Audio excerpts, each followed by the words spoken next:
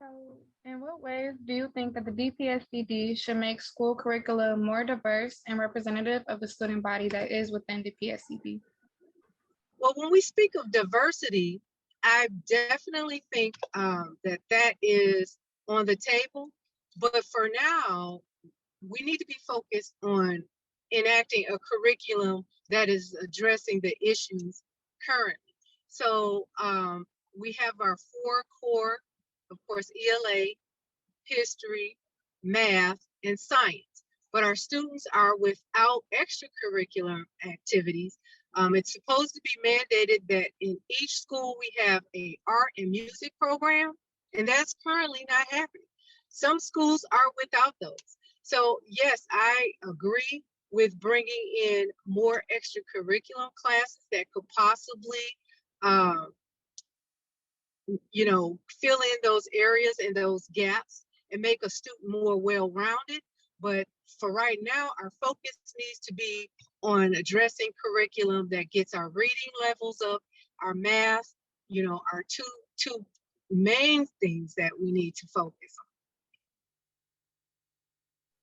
We've adopted a new curriculum. We initially did a K-8 curriculum, and then we did a high school curriculum. And so some of the feedback, of course, has been around curriculums that speak to Black and Brown students, right? Because of their history. And so we've partnered up with some professionals to bring that into our space. The problem right now is that it's an elective. So it's an elective, and I'm looking to infuse it into the curriculum as a course, not an elective. An elective is kind of like, yeah, I may take it. I don't have, if it's not required, I don't have to take it, right? And I think we do a disservice to our entire population when we allow that to be elective, because then it can be selective, in terms of how you operate and move forward. So I think the core curriculum that we've had to put students back at grade level has been, and I'm not an educator, let me just say that, but what we have relied on, we've relied on educators to tell us if it was the right curriculum to adopt. So the curriculum was not decided by one person. However, there was a panel of people from school level as well as district staff who are experts in education. And so they made the recommendation. There were several curriculums that were considered. There were rubrics that was used, supporting documents and material. And so that information finally came to the board and we made a decision. So I think it's important to say the curriculums that we have are curriculums that were recommended to the board from educators. The board did not make that decision on their own to decide, oh, this is the right curriculum. We heard from the suites, so to speak, those are in the streets that were doing the work to say that this was the right thing. I think one of our challenges is that it's paced, and I get it, right? There are certain data points that you have to have at certain times, but some of the feedback that we've heard from the school level is that their classroom are on different levels of learning. And so I'll give an example. So if by September 1, we would have had to cover material A through L, but yet there were some students who were really negative A when they started learning, then they may not be at L in September. So what happens to those young people? And so that's why our academic interventionists are able to come in and help, because they've identified students who are just a little bit slower on their learning path, so that they don't get discouraged and then become nuances in class. And so I think some of those things are things that we have to continue to look forward to, but I would love to be able to get that elective that we just recently adopted last year, get it into the core curriculum. I think there's another space too. Let me say this, I'm sorry, one more thing. Also civics, like we teach civics, but I really feel like we don't go deep enough. When you look at primary elections versus general elections, and you see the number of people who vote, 18-year-olds need to understand the importance of them participating in even a local election. I was talking to a group the other day. I'm always talking to somebody, right? But I was talking to a group the other day, and marijuana came up. And I had to really get them to understand that the reason, for those who are in favor of it, the reason that it's even legal is because it was on the ballot. It was on a ballot at one point, it had to be voted on. And they thought, oh, we didn't know it was, you know, they just didn't know. And it's no shade on them, but I think we've got to make elections that it's got to resonate more closely with younger people too, so that when you are 18, you understand the importance of your voice, you understand the importance of your vote, and you understand the importance of elections. So the civics that we teach, it doesn't go deep enough into elections. I would love to see like mock campaigns, right? Mock elections in schools. And I know they do them in pockets. Some schools that are really more civic heavy, they do them, but I'm talking about like the masses, just so that they understand the importance of it. And because, you know, they may be voting when their parents aren't voting, because their parents may not understand the importance of it. So we've got to make sure that as we rebrand education and importance of some of these things that we're talking about, that we are really engaging young people in the conversation, so that no matter what's going on beyond them, they understand their value and the importance of their responsibility. Good question. I feel that it needs to start with the school book. Let's start with curriculum. Let's start with studying different ethnics. Let's start with bringing people in to speak that don't look like you. Letting people get familiar, let students get familiar with, oh, we have a different person coming in. That person might not look like me, but we hold the same values. So it starts with curriculum and exposure. We must expose our students to just about everything. And in the history books and the curriculum, it's not doing that, not at all. So we need to bring on some everyday activities, or bring somebody in, some hands-on, some let me see who you are. I see you're different. And again, I say, we're all the same. Thank you. Perfect. So then my next question for you is about the uniform policy in the district. So what is your stance on the current uniform policy, and then especially when it regards to like the strictness of the dress code at some schools versus others, and in some grades versus others? Okay, the uniform policy. I don't know if I'm the right one to ask about that, because I believe in uniforms. When I was a principal, we had a uniform. My middle school had a different look than my elementary school. I was able to tell my middle school students from the elementary. Uniforms are good because we're in a large district and you don't want to taunt anyone because of what they're wearing. So if you have the same uniform on that I have on, I can't make fun of you. I can't say anything about you.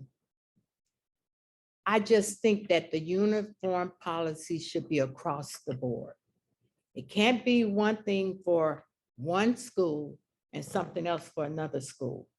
If you're a DPSC student, let's all look alike. You know, so, and I even agree with if the schools have different colors, but still make it a uniform. And I really believe in uniforms. It cuts down a lot of headaches and problems. And it's good for parents too, because you don't have to worry about what your child is wearing the next day. They're in a uniform. Absolutely. So one of the things that I was just discussing is that each school was known for its own uniqueness. So especially when I'm talking, what I'm talking about is high schools, because I worked in high school. But in every school is known, every community is known for its uniqueness. And so now it's kind of being shifted to, we're going to make everyone one size fit all, which is not the case. It should never be the case. And so, you know, Cass Tech was known for its robust curriculum. You know, everybody knew Cass Tech, everybody knew Renaissance, everybody knew King, everybody knew Southeastern was known for its own. And so I think that we should get back to that. And I think also, like I said earlier, that we should implement real life experiences in our learning experience. Because if, you know, I have a student that now goes to Ferndale High School. And so Ferndale is teaching them other type of curriculum. So they're learning how to sew. So she's getting ready to start her sewing business. So I don't have to go to the cleaners anymore, because I go to her and say, hey, can you sew my pants? And those are just things that we need, especially when we're talking about entrepreneurship and business. We need those real life opportunities provided to us, just like VOTEC. I love the VOTEC career centers. I believe that our students, as early as middle school, should be exposed to those things, so they'll know by high school where they want to go, what route they want to take, as far as it pertains to their secondary educational or learning experience. So I think that we should, like I said, broaden that scope of experience to every student in Detroit Public Schools, and allow them to pick and choose what route they want to take as they move upward and onward. I think also the youth were thinking about, when we're talking about race and gender and religion and that type of diversity as well, because I do like what you're saying about VOTEC and about you know, having more real life skills, but also thinking about like race, gender, sexual orientation, Absolutely. religion, that type of stuff. How else do you think the curriculum could be expanded? Well, I think that, you know, it's all about student choice. It's all about, so if at the end of the day, if I invite the students to come have a conversation with us, while we're in the process of making decisions, then we can say, hey, how do you feel? Tell us, what do you want? Tell us, what do you think is necessary? And so just like, you know, we've had in June, we had the Gay Pride Parade or the rally. I think those things are necessary, you know, and I think that it shows that we care and that we support you in whatever orientation, whatever race you have or you are. I believe that those things are necessary, and it's really quite, it speaks to the values that we have and the morals that we have as a district. And so I think that it's very important that we say, hey, we support you. We may not be you know, that, or we may not represent that, but we represent you, because together we're one and we represent each other. And so we support you, and we're going to fund whatever we think that is necessary to, you know, show that support to you and your community. And so I agree. I love it. Just like I was there in June. I don't necessarily, you know, represent that community, but I was there because those students are there, and they're just as important to us as any other community. And so I think they are important. I think that all of that should be implemented into the curriculum, especially if we're talking about learning those things. And if we identify as such, then let's get an opportunity to meet them where they are and have that implemented. Obviously, you know, I was, you know, I work in the corporate world. I work in banking, right? As for my profession, I was just on a call today about how it's important to make sure we have translation services, right, available for all of our customers, not just some. And if we know that we have a diverse group of students, then we need to make sure that their curriculum has every tool, right, to support their learning style.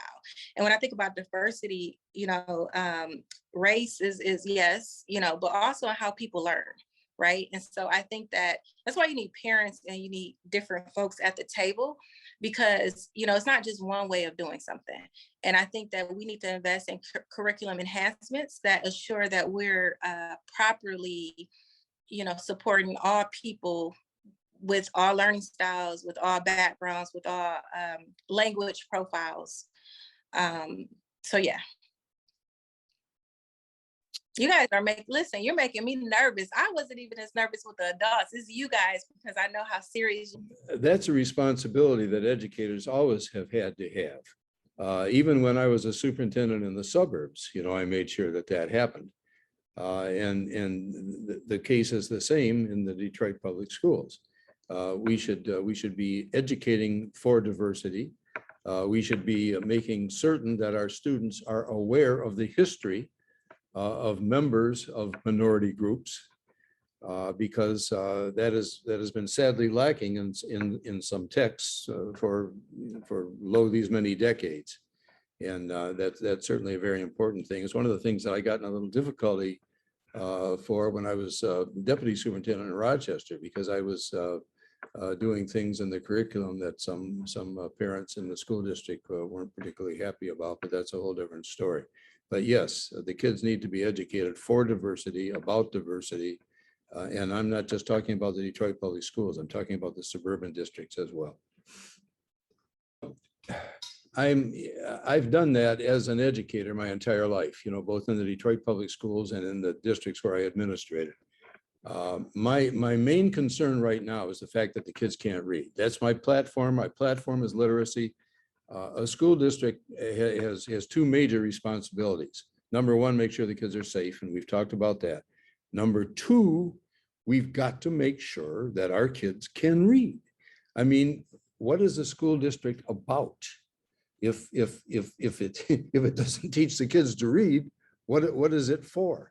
I mean, if a young person can't read, when that young person graduates from a school, if that young person even manages to graduate, what is going to happen to him or her? As I understand it, and as I recall, we had about a 21% graduation rate, and this has been a few years ago, and I think most of them were girls. So what's going to happen to those young men, you know, who don't graduate? What's going to happen to them? They're going to go to the graveyard. They're going to go to jail. They're going to be on the dole. A school district worthy of the name makes sure that every one of its kids can read. Right now, they can't. And that's something that makes me very angry. I'm an old man. I'm coming back to make sure that that doesn't happen. I'm going to do my best to get on this school board. And once I get on it, you know, that's going to be my main concern, making sure that all of our children can read. I have a process to make that happen. I tried to institute it in 2012. I was foiled then. Hopefully, if I get on the school board, I won't be foiled again. Answer your question? Yeah. She disappeared. Oh, you're back again. It kind of pops up when we're Yeah, talking. okay. Hi, my name is Hafiza. I'm not on camera right now because I Oh. don't have a space to myself, but my profile Right picture in the is there. corner somewhere, I couldn't find you. Okay, go ahead. But my name is Hafiza. I also live in Detroit. I have lived in Detroit my entire life. I also have attended DPS schools my entire life. I went to Davison for elementary and middle school, and now I am a rising senior at Cass Technical High School. Just tech, you know. There's a lot of cast. Yeah, yeah. Go ahead. And I am also a youth organizer here in Detroit with 482 Forward and many other organizations. If you've been at the school board meetings, you've probably seen me or heard me at some point. You've seen me and heard me too.